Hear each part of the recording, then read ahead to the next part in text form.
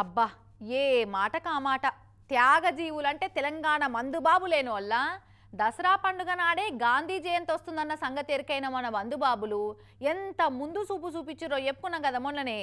పండుగ నాడు వైన్సులు బంద్ ఉంటాయని ఒకటి రెండు రోజుల ముందే మందు కొని పెట్టుకున్నారు.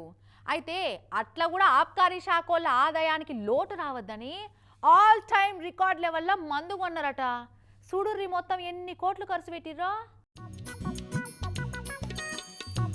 ఆహా, తెలంగాణ ఆబ్కారీ శాఖ వాళ్ళ పంట వండింది కదా. దసరా పండుగ ఆదాయానికి గాంధీ జయంతి చేయబట్టి ఈడ గండి పడుతుందో అని ఎంతో ముందు చూపుతోటి తపన పడ్డరు తెలుసా మన మందుబాబులు. ఇక ఈ లెక్క చూస్తున్నా అంటే వట్టిగానే అర్థమవుతుంది ఎవ్వరికైనా. అక్టోబర్ 2 తారీఖు నాడు వైన్స్లు బార్లని బంద్ పెడతారని పండుగకు 4 రోజుల ముందటి సందే మందును అడ్వాన్స్గా కొని పెట్టుకున్నారట.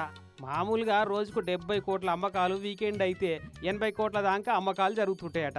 అయితే దసరా పండుగప్పుడు మాత్రము అటు ఇటు 300 కోట్ల మార్కును దాటిపోతుంది. పోయినసారి కూడా అట్లే అయింది. అయితే ఆయనతో ఈసారి గాంధీ జయంతి ఏ బట్టి ఆ రికార్డు ఏడ తుడిచిపెట్టకపోతుందో అని ఫికర్ పెట్టుకొని పండుగ 4 రోజుల ముందటి సందే మందు కొని పెట్టుకున్నారట. సెప్టెంబర్ 27 తారీఖు నాడు 174 కోట్ల మందు కొన్నారట.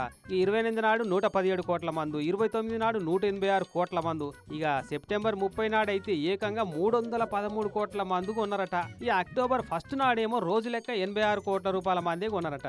అంటే అక్టోబర్ 1 నాటికే మందుబాబులంతా అలర్ట్ అయ్యి ముందు జాగ్రత్త పడి ఆ మహాయజ్ఞాన్ని పూర్తి చేసిరన్నట్టు మొత్తం 419 కోట్ల మందు కొన్నారట పండుగ స్పెషల్ గా. ఇది పోయినసారి కంటే ఎక్కువేనట.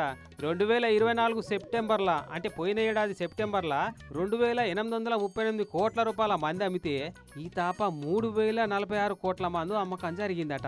పోయినసారి కంటే ఇది 7% ఎక్కువేనట. అంటే ఈ క్రెడిట్ అంతా ఒక్క మందుబాబులేదే కాదుల్లో, ఆబ్కారీ శాఖలు డిస్ట్రిబ్యూటర్లంతా మందు స్టాకును ముందే తయారు పెట్టించుడు.